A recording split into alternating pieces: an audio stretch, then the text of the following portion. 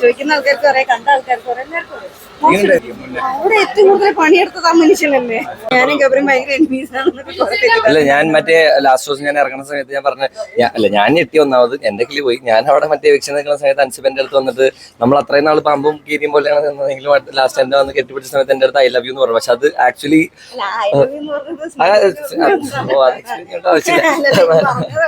അപ്പൊ നമ്മളാ സമയത്ത്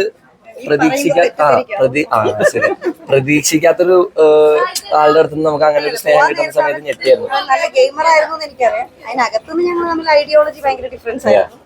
അപ്പൊ അതുകൊണ്ട് ഉള്ള പ്രശ്നങ്ങളായിരുന്നു അതിനകത്ത്. പക്ഷെ എന്ന് പറഞ്ഞ് പോകുന്ന സമയത്ത് എനിക്ക് ശരിക്കും വിഷമമുണ്ടായിരുന്നു. ഞാൻ അതുകൊണ്ട് തന്നെയാണ് ഞാൻ പോകുന്ന നേരത്ത് അങ്ങനെ വിഷമം വെറുക്കും വെച്ച് പോകുമെന്ന് വിചാരിച്ചിട്ട് ഞാൻ ഹഗ് ചെയ്തത്. എനിക്കിഷ്ടമാണെന്ന് പറഞ്ഞത്.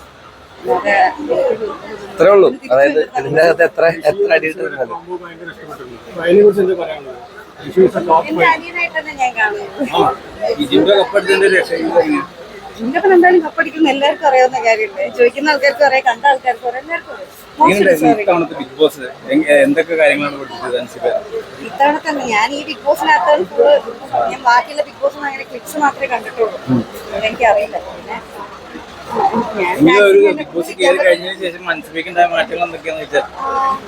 അഞ്ജു ജോർജിന് ആയിട്ടായിരുന്നു എല്ലാവർക്കും എന്നെ അറിയാവുന്നത്. ഇപ്പൊ അൻസിബ ഹസൻ എന്ന് പറഞ്ഞിട്ട് തന്നെ ആൾക്കാർക്ക് അറിയാം. അൻസിബ എന്ന് പറഞ്ഞ വ്യക്തിയെ ഒരുപാട് ഫാമിലി ഓഡിയൻസ് ഇഷ്ടപ്പെടുന്നു. ഒരുപാട് വീട്ടമ്മമാരും അല്ലെങ്കിൽ കുടുംബത്തിനോട് ഭയങ്കര സ്നേഹം പുലർത്തുന്ന യൂത്തുമാണ് എന്നെ ഇഷ്ടപ്പെട്ടത്. അതിൽ ഒരുപാട് സന്തോഷം. അവിടെ ഏറ്റവും കൂടുതൽ പണിയെടുത്തത് ആ മനുഷ്യനല്ലേ. അതെന്തൊക്കെയോ ഫുൾ നിങ്ങളെല്ലാരും കണ്ടല്ലേ.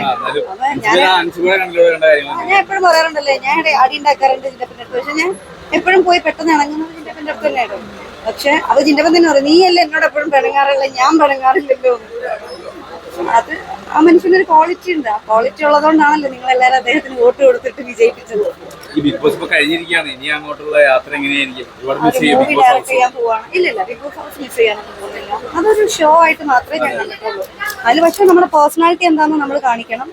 ഒരു ഡെഫിനറ്റ്ലി ഗെയിംസിനേക്കാളും പേഴ്സണാലിറ്റി ഷോ ആണ്, അല്ലാതെ അത് ഒളിമ്പിക്സ് ഗെയിം ഒന്നുമല്ല. അപ്പൊ നമുക്ക് അതിനകത്ത് തരുന്ന ഗെയിം എന്ന് പറഞ്ഞാൽ ലെമൺ സ്പൂണും ചാക്കിൽ ചാട്ടും ഇതൊക്കെ തന്നെയാണ്. ഇതൊക്കെ നമ്മൾ പണ്ട് സ്കൂളിൽ ചെയ്ത ഗെയിമാണ്. പക്ഷെ ആ കൂട്ടത്തിൽ താരം നന്നായി ഈ പ്രായത്തിൽ അല്ലെങ്കിൽ വലുതായിട്ട് ആട്ടൽ കൂട്ടിൽ ചെയ്യുന്നു എന്നുള്ളത് വലിയ കാര്യം. അപ്പൊ